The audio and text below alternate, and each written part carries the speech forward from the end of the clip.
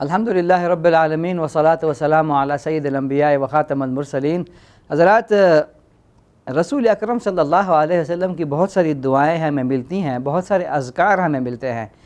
ان اذکار اور دعاؤں کی عظیم الشان فضیلت ہے۔ ان دعاؤں اور اذکار سے بندے کے گناہ معاف ہو جاتے ہیں۔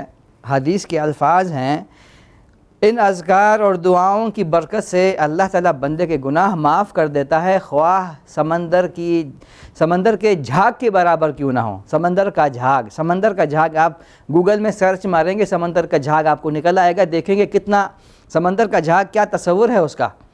تو انسان کے گناہ اگر سمندر کے جھاگ کی طرح ہو جائیں، یعنی کثرت سے مراد ہے کتنے ہی بہت زیادہ کیوں نہ ہو جائیں، ان اذکار اور ان دعاؤں کی برکت سے اللہ تعالیٰ انسان کے گناہ معاف کر دیتا ہے، خواہ سمندر کے جھاگ کے برابر کیوں نہ ہو۔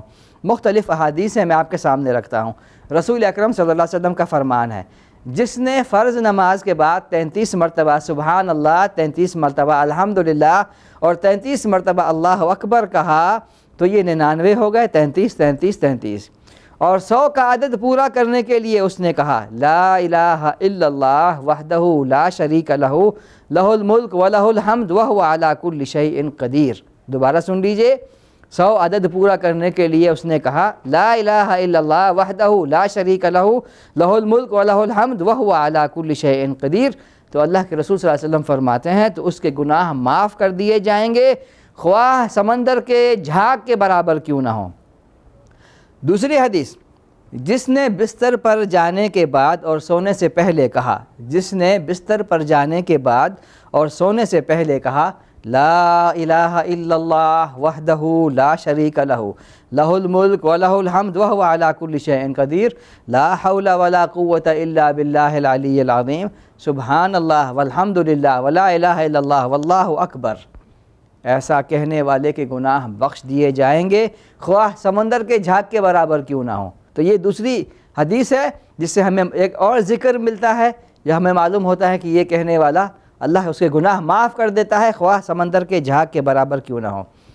تیسری حدیث جو میں آپ کے سامنے رکھنے جا رہا ہوں، جس نے دن میں 100 مرتبہ کہا سبحان اللہ و بحمدہ، جس نے دن میں 100 مرتبہ کہا سبحان اللہ و بحمدہ، تو حدیث کے مطابق اس کے گناہ معاف کر دیے جائیں گے، خواہ سمندر کے جھاگ کے برابر کیوں نہ ہو۔ تو اللہ تعالیٰ نے ہمارے لیے رحمت کے کتنے دروازے کھول رکھے ہیں، آپ اندازہ کریں، گناہ سمندر کے جھاگ کے برابر کیوں نہ ہو۔ آپ اللہ سے رجوع کریں، توبہ کریں، استغفار کریں، اور یہ جو اذکار مسنون ہیں آپ ان کو دہرائیں صدق کے دل سے، تو اللہ تعالیٰ آپ کے گناہ معاف کر دے گا، خواہ سمندر کے جھاگ کے برابر کیوں نہ ہو۔ تو اس پہ عمل کریں اور دوسروں کو بھی سکھائیں، اپنے بچوں کو بھی سکھائیں، اور آپ جو ہے نا اس پر عمل کریں اور دوسرے لوگوں کو بھی بتائیں۔ اس کی بڑی فضیلتیں ہیں، اللہ تعالیٰ گناہ معاف کر دیتا ہے، خواہ سمندر کے جھاگ کے برابر کیوں نہ ہو۔ اللہ تعالیٰ ہمیں عمل کی توفیق عطا فرمائے۔